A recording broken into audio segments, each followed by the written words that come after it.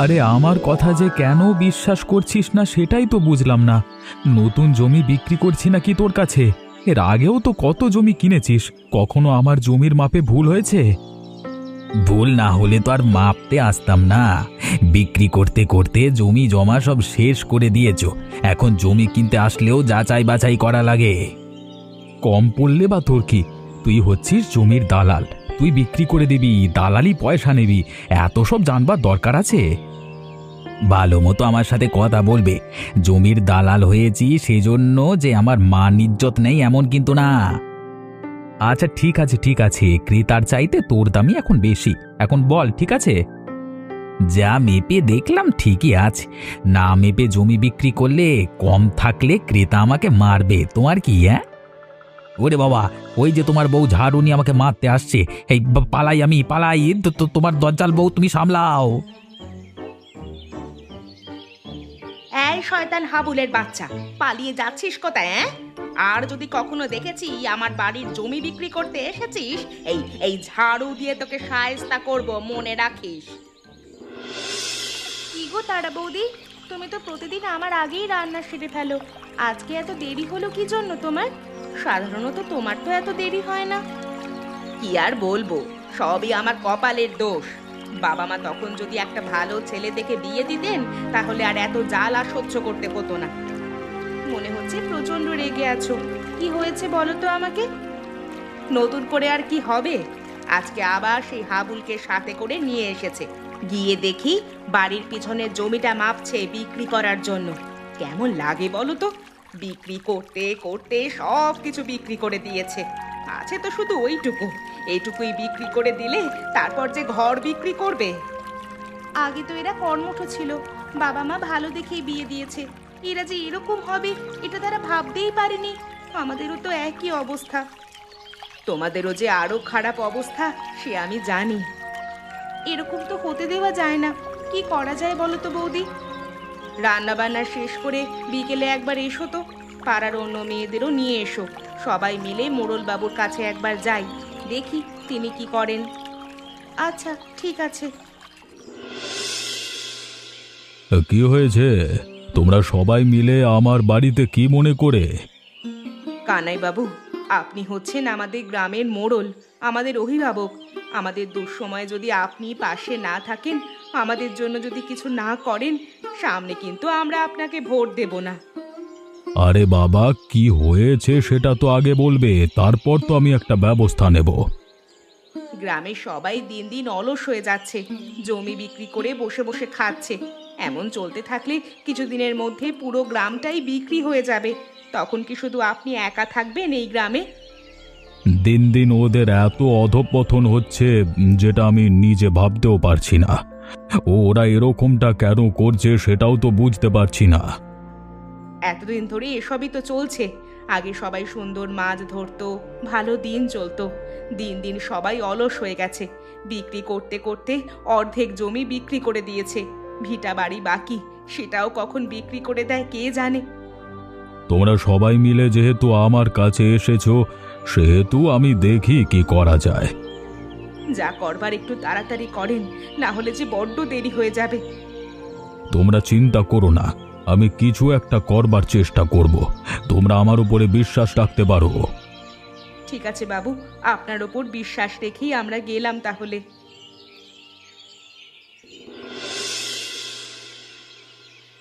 সে কখন থেকে সবাই এসে বসে আছি, আপনি তো আমাদের সময় শুধু শুধু নষ্ট করছেন। আমাদের কি কোনো কাজ নেই? আমার সময়ের চাইতে তোমাদের সময়ের মূল্য আশা করি বেশি নয়। আপনার তুলনায় আমাদের সময়ের মূল্য কম হতে পারে, তার মানে এই না যে আপনি আমাদের সারাক্ষণ এখানে অপেক্ষা করিয়ে রাখবেন। যা বলবার তাড়াতাড়ি বলুন, সবাই তো এসে গেছে। এমনভাবে তোমরা কথা বলছো, মনে হচ্ছে বিশাল বড় কাজ ফেলে এসেছো। কাজ কাম তো কিছুই করো না। আপনি কি এসব কথা বলতে আমাদের এখানে ডেকেছেন? তাহলে কিন্তু আমরা এখান থেকে চলে গেলাম। আরে আরে, দাঁড়াও দাঁড়াও দাঁড়াও, চলে যেও না। তোমাদের সাথে কিছু গুরুত্বপূর্ণ কথা আছে, সেই জন্যই ডেকেছি। আরে সবাই তো একসাথে আসো না, সেই জন্য একটু অপেক্ষা করলাম সবার জন্য আর কি। যারা আসবার চলে এসেছে, আর কেউ আসবে না। আপনি বলুন। আমরা সবাই এই গ্রামে বসবাস করি। গ্রামের উন্নয়নমূলক কাজ আমাদের করা দরকার। আমি একা চাইলেই তো আর উন্নয়ন করতে পারি না। তোমরা বাড়িতে বসে থেকে অলস হয়ে যাচ্ছ, সবাই মিলে কাজ করলে অলসতা দূর হবে। এটা বলবার জন্য সবার সময় নষ্ট করে এখানে রাখতে হলো আপনার? আমরা তো ভেবেছিলাম কি না কি। এটাই আমার বলার ছিল। কালকে সকালে তোমরা সবাই চলে আসবে। স্কুলের পাশের জমি থেকে মাটি তুলে মাঠটা ভরাট করব, বাচ্চারা খেলতে পারবে। আচ্ছা ঠিক আছে, বুঝতে পেরেছি। আপনার চিন্তা করতে হবে না, আমরা সবাই মিলে চলে আসব। তোমাদের সবাইকে ধন্যবাদ। এখন তোমরা যার যার কাজে যেতে পারো।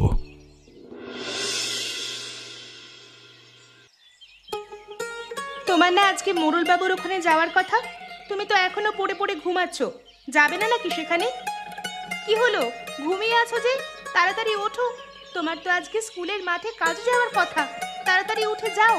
কি হলোটা কি, শুনতে পাচ্ছ না? মরার ঘুম ঘুমিয়ে আছো নাকি? তাড়াতাড়ি ওঠো বলছি। এ তুমি কি করছো? আমার শরীর ধরে এভাবে নাড়াচ্ছ কেন? কি হয়েছে তোমার?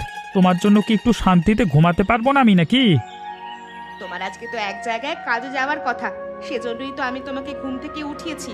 তুমি এখনো ঘুমিয়ে আছো কেন? তাড়াতাড়ি ওঠো।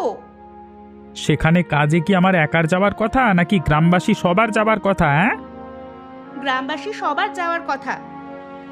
যেহেতু সেখানে সবাই যাবে, আমার একার জন্য এখানকার কাজ বন্ধ হয়ে থাকবে না। আমি না গেলেও সেখানে কাজ হয়ে যাবে। যেহেতু তুমি আমার সাথে সকাল সকাল চেঁচামেচি করছো, তার ফল ভালো হবে না।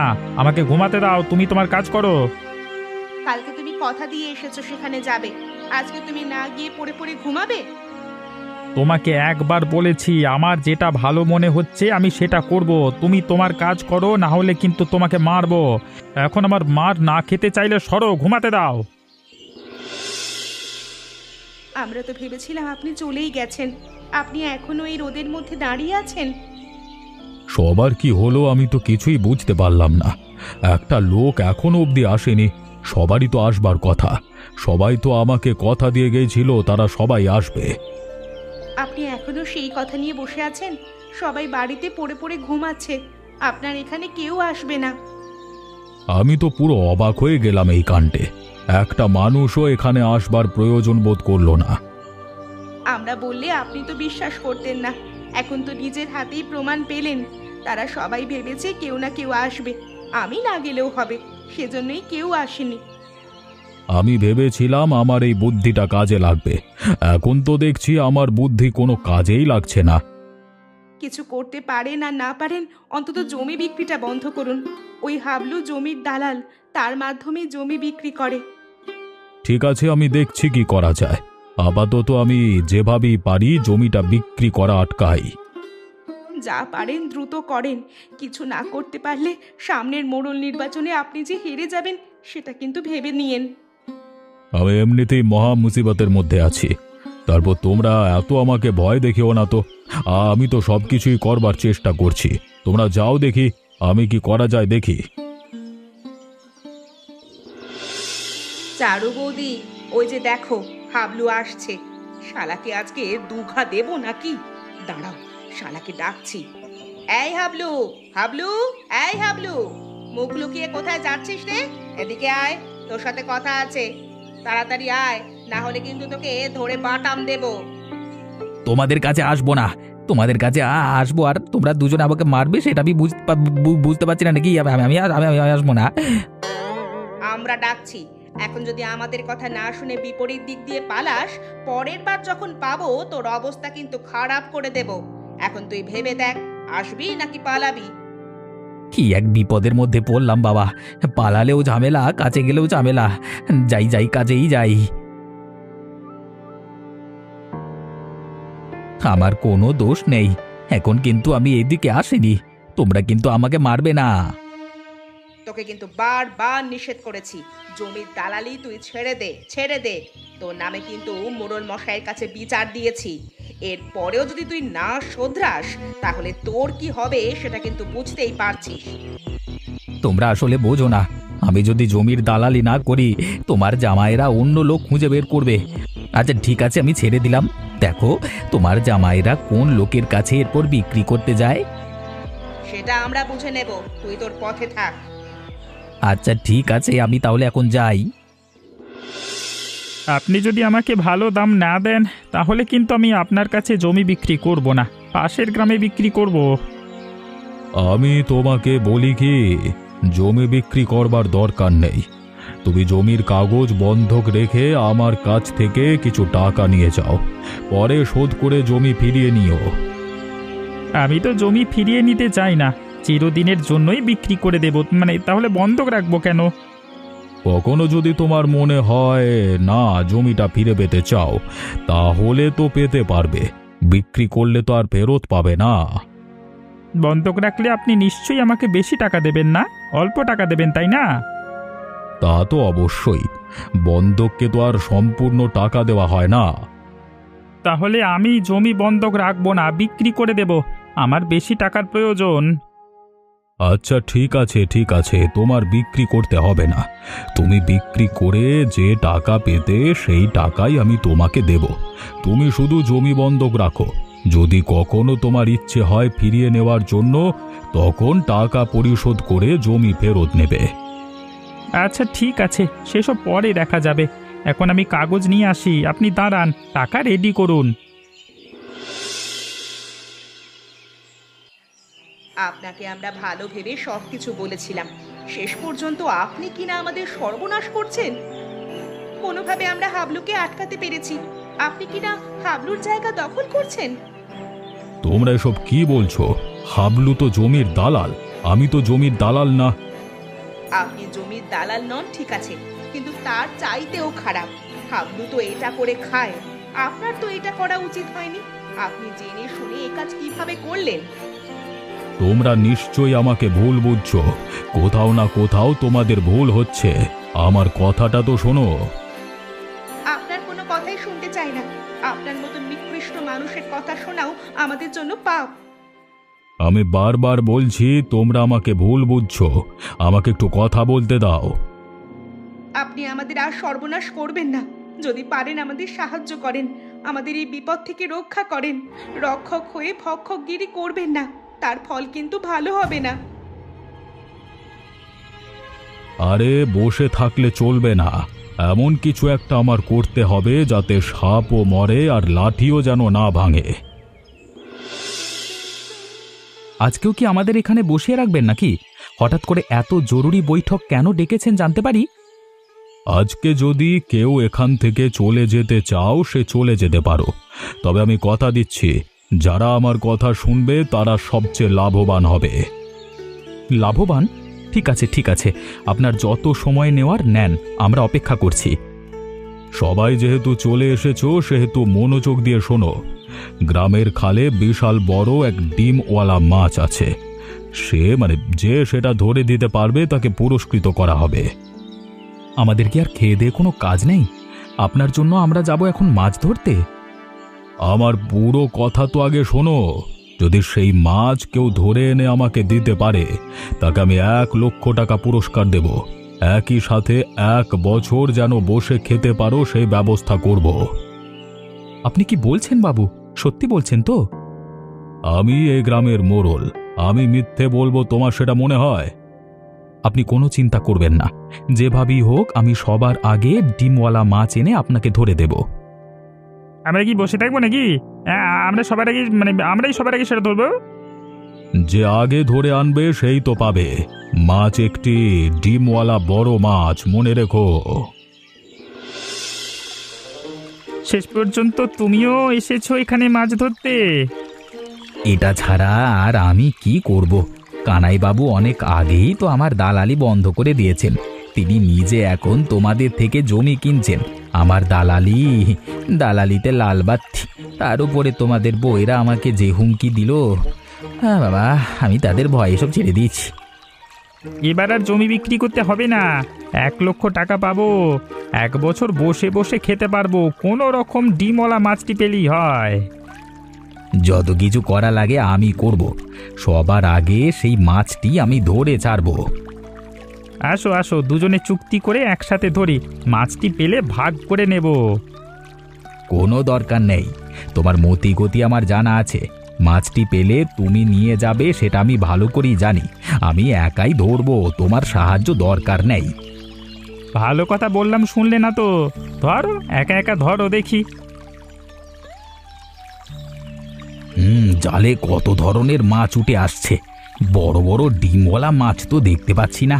হাল ছাড়লে চলবে না, চেষ্টা চালিয়ে যেতে হবে।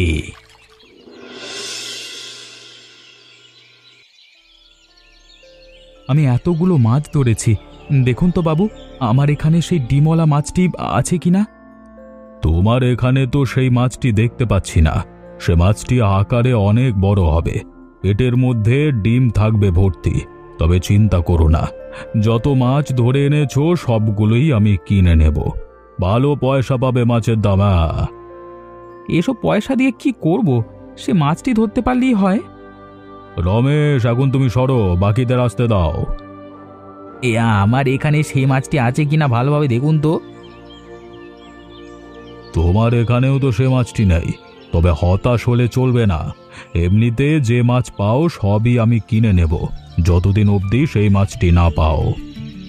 আমাদের জন্য এটা খুব ভালো হয়েছে, আমরা কিছু বাড়তি পয়সাও পাচ্ছি। আমি সবার মাছ দেখলাম, কারোর কাছেই সেই মাছটি এখনো ধরা পড়েনি। তাহলে আমি এখানে দাঁড়িয়ে আছি কেন? তাড়াতাড়ি গিয়ে মাছটি ধরতে হবে। একটা জিনিস আমার মাথায় বারবার ঘুরপাক খাচ্ছে, কিছুতেই আমি মেলাতে পাচ্ছি না। কি জিনিস ঘুরপাক খাচ্ছে বলতো?